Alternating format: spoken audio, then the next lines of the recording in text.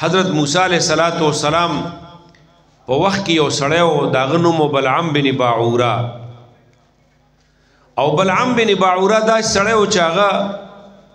به کومې خیرې وکړلې یا دعا وکړله نو هغه به قبلېدله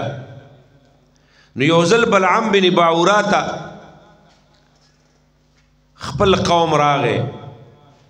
او د قوم ورته وویل ته موسی علیه السلام ته خیرې وکړه نو هغه ورته وی چې موسی علیه السلام خو پیغمبر دی ولې ورته خیرې وکړم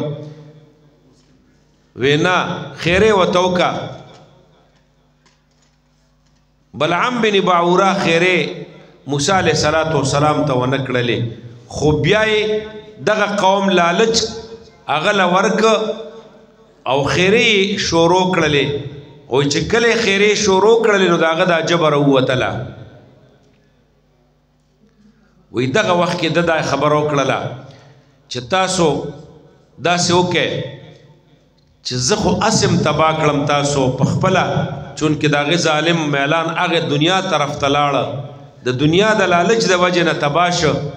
نو ورته وی تاسو داسې وکئ چې د موسی علیه السلام په لښکر کې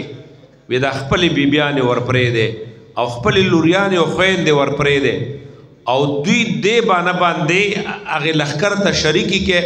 چې سوداګانې وله ورکې او دا پې خرڅوی او چې کله د دې نه د ګناه مطالبه وکړي نو تاسو لکه د دې سره ګناه نه ممانعت مه کوئ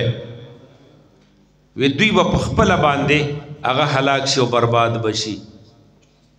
واقعي وی دقه شانتو شوله د تفسیر مزاري لیکلی دی وی یو سړی هغه په یو زنانه باندې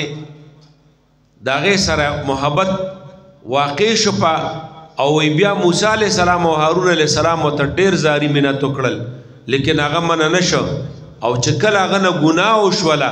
وی په دغې لښکر کې یو داسې مرض ولګېده چې په هغې 80,000 کسان مړه شو